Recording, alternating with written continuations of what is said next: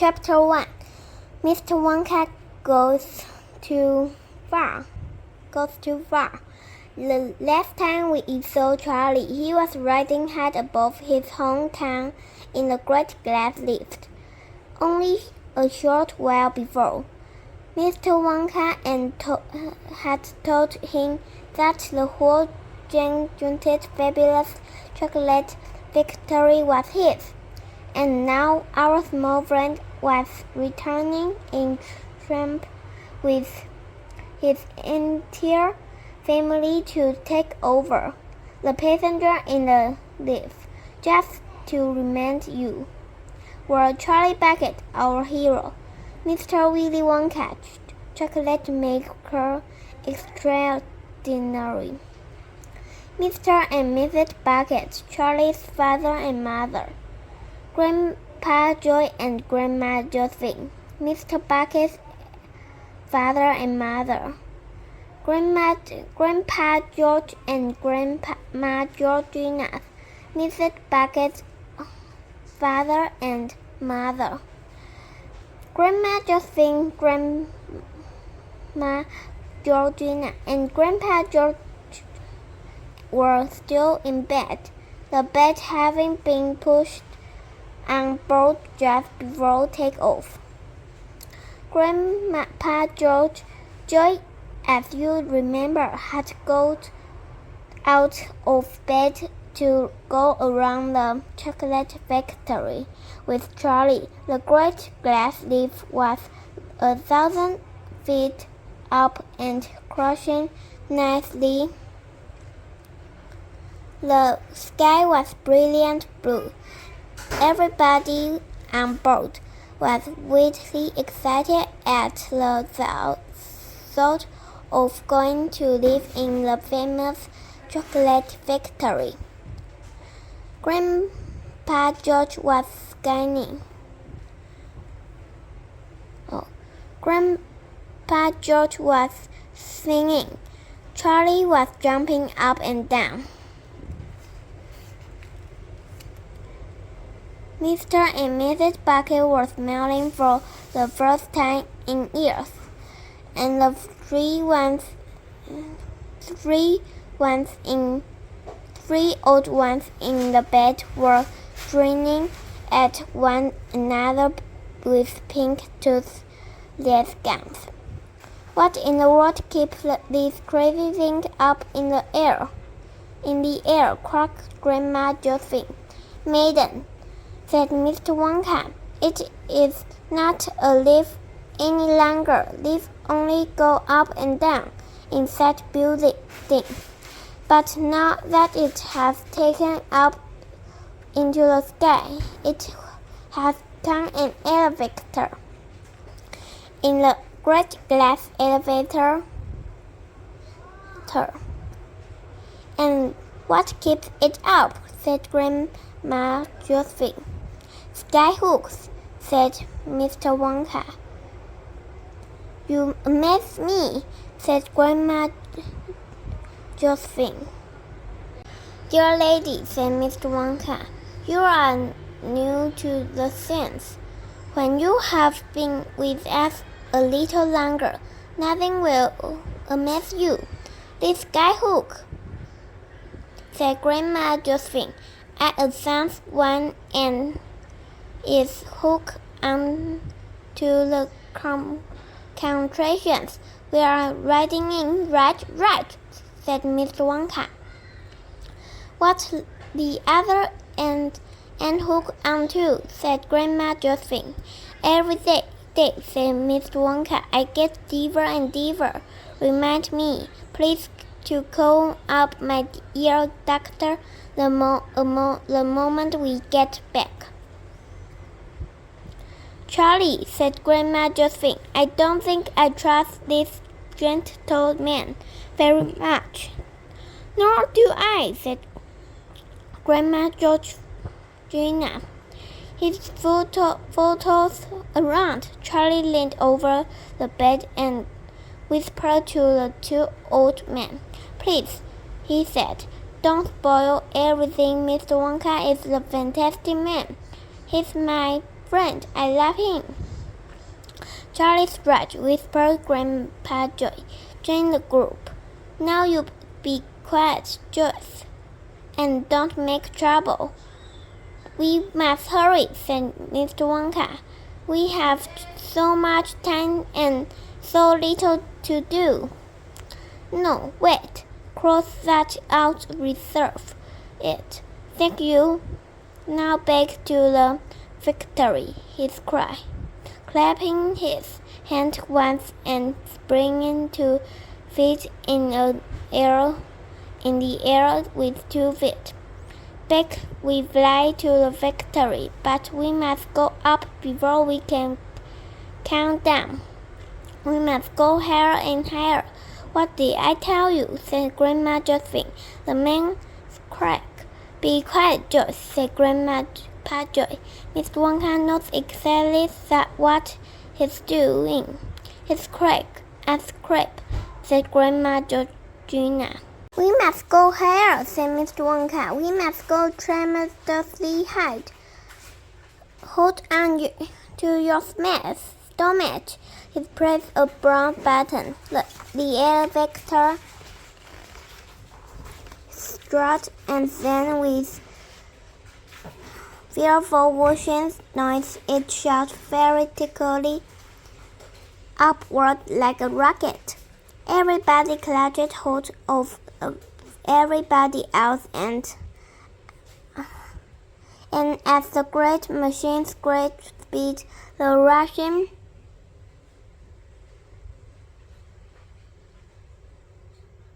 We must go higher, said Mr. Wonka. We must go tremendously high. Hold on your smash. He pressed a brown button. The elevator started, and then with a fearful whooshing noise it shot vertically upward like a rocket. Everybody clutched hold of everybody else, and the great machine gathered speed. The rushing, whooshing sound of the wind outside grew louder and louder, and surelier and surelier, until it became piercing shock, and you had to yell to make yourself heard. Here. Stop! Yelled Grandma Josephine. Joy, you make him stop. I want to get off. Say fast!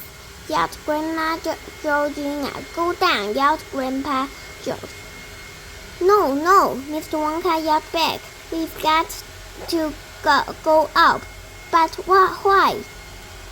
They all shouted at once.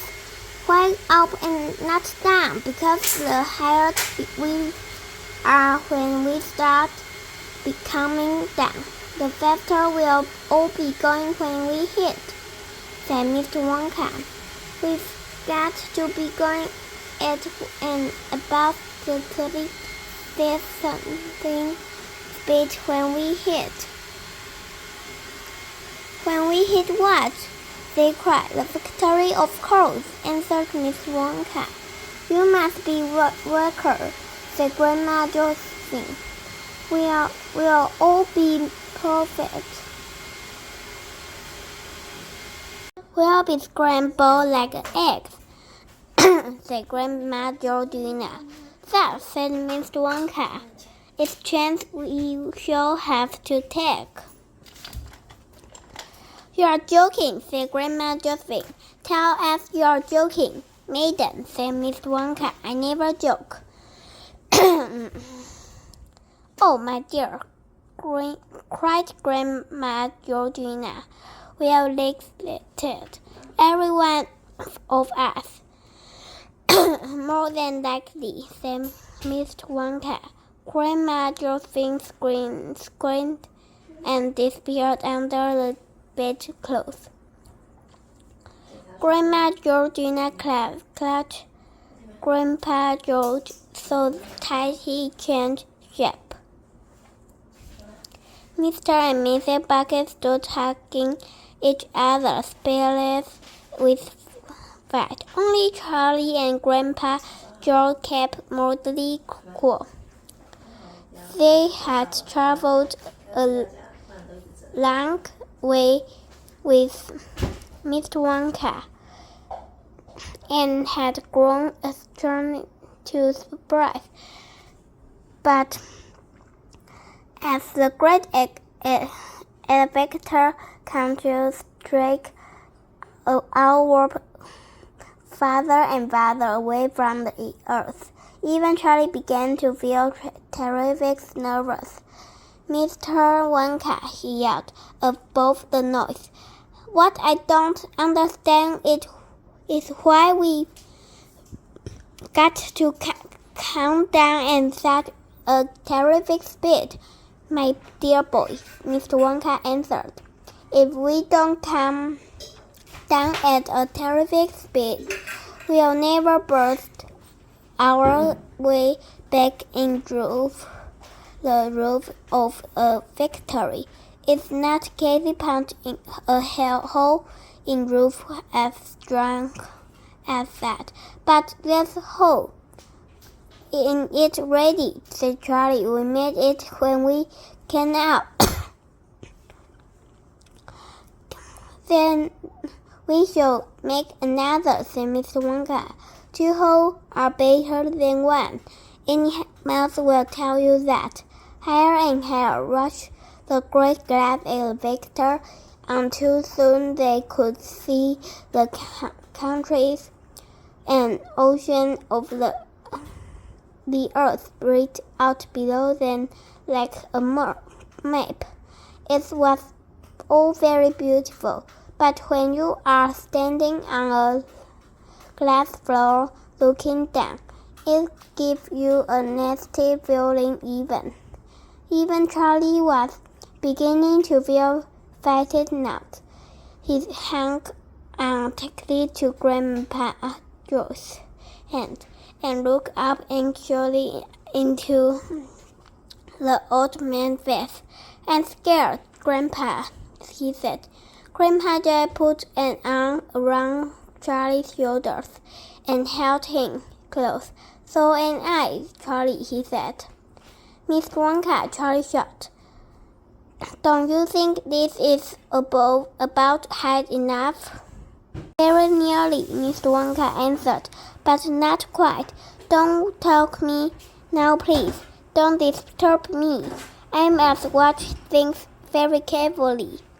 As Lee said, speed second Timmy, my boy. That's what it got to be. You see the screen button. I must press it exactly to the right instant. If I just cough a second left, then we'll go to hide. What happens if we go to hide? Asked Grandpa Joe. Don't please stop talking. Let me concentrate, Mr. Wonka said. At that precise moment, Grandma Josephine poked her head out from under the street sheet and peered over the edge of the bed. Through the glass floor, she saw the entire continent of North America, nearly 200 million below, and looking no bigger than a bar of chocolate. Someone's got to stop these magnetic. She screamed and she shot out wrinkled old hand and grabbed Miss Wonka by the coat tail, yanked him backward on the bed. No, no, cried Mr. Wonka, struggling to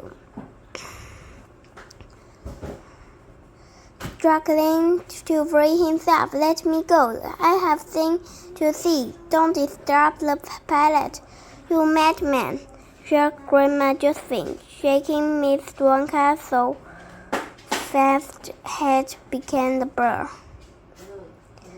You get out back hand instead. Let me go, cried Mr. Wonka. I have pressed that button or we'll go to hide.